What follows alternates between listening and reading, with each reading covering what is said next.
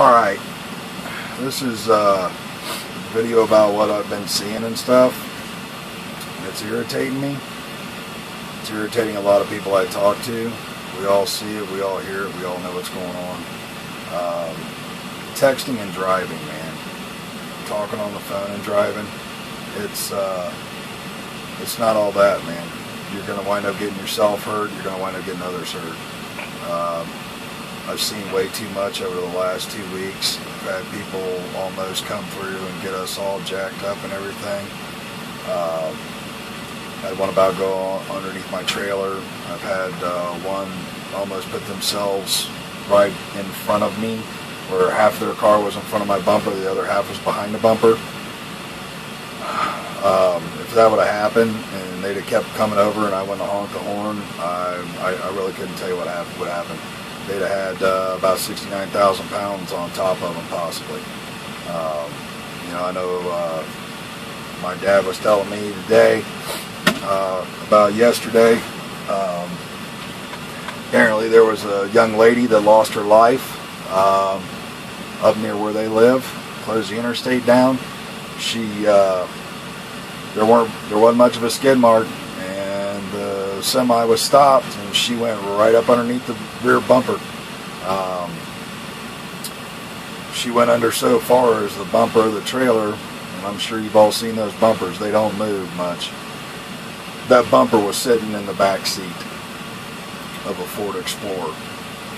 I'm sure she was moving pretty good. I don't know if she was texting or driving, but she was obviously not paying attention to be able to go like that underneath one of these trucks. I talked to a buddy of mine this morning. He seen one go underneath a flatbed. The young lady, she went underneath one of those van trailers, big box, He seen one down south, went underneath a flatbed. 2 people died. Young lady up where my dad lives, she died. I think he said she was 25 years old. And she had a lot of life to live. I'm sure she had a lot to give, a lot of love to give, receive. But that texting and driving, man, and talking on the phone. You want to talk on the phone? It's fine. Go get a hands-free device. They're not that expensive. You can do that. Matter of fact, most smartphones that come with the earphones now, you can plug your earphone in, put your phone on your lap, the microphone will pick it up, and they'll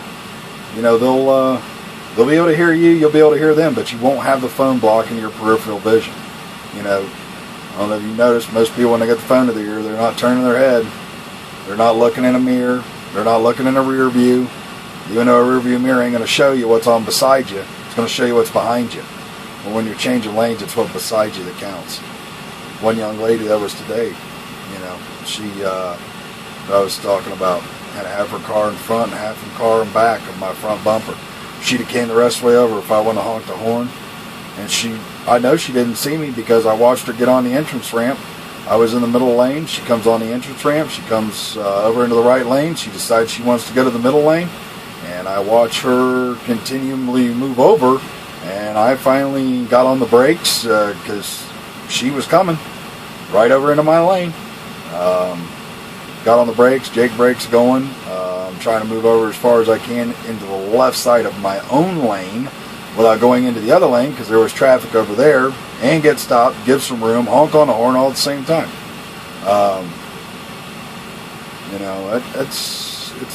It's not a good deal, man, when that happens, I've seen people out here get killed. And for what?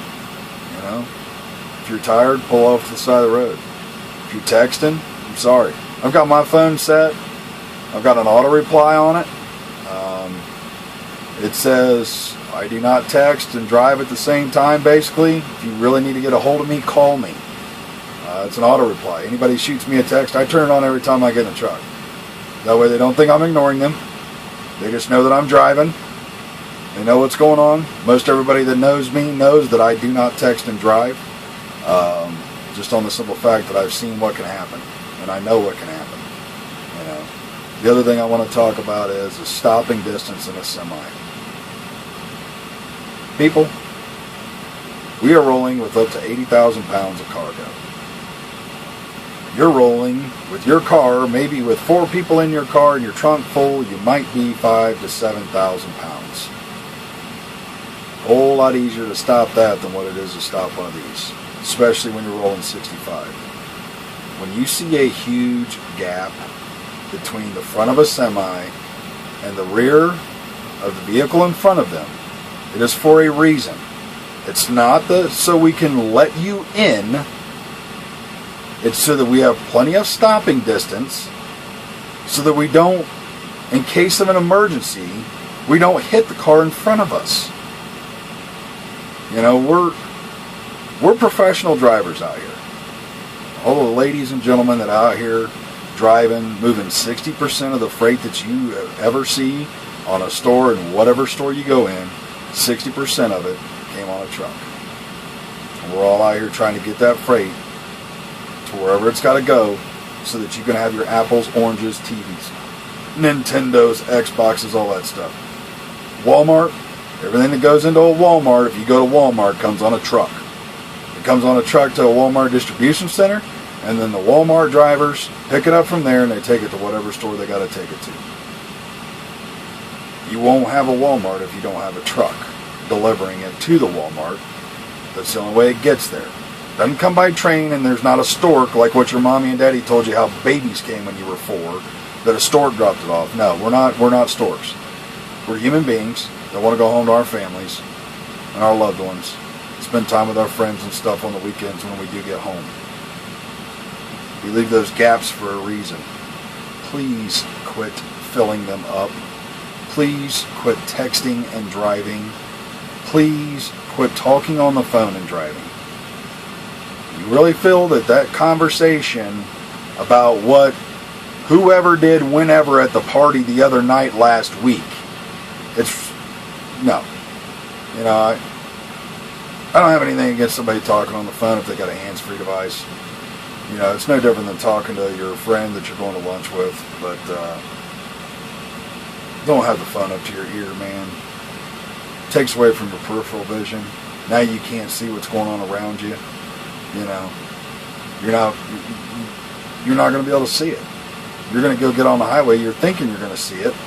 You thought you've seen an opening, but that opening all of a sudden within the next 2 seconds, because another car or a truck moved from one lane to the other, that opening's now gone. And they're in that lane. They're owning that lane. Once they're in the lane, they own that area. And that's how the police are going to look at it. You go underneath their trailer because you're talking on the phone and didn't see it, police aren't going to say much. You went under their trailer. They were in the lane. Doesn't matter whether you had your turn signal on. You know? Just because you got your turn signal on, if they're in that lane and they own that area and there's a car to the left, they can't move over to let you in. The smart thing to do is slow down and get behind them.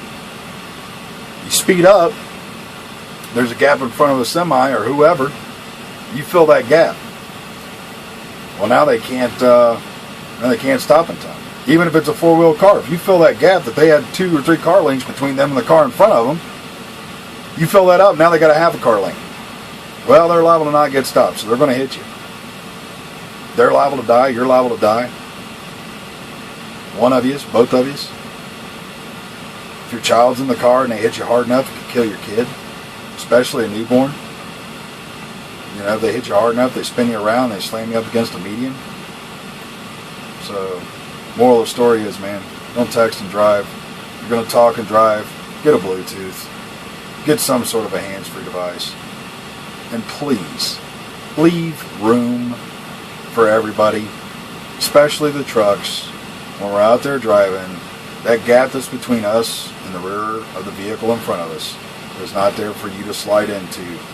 It's there for us to be safe so we can get home. Thank you.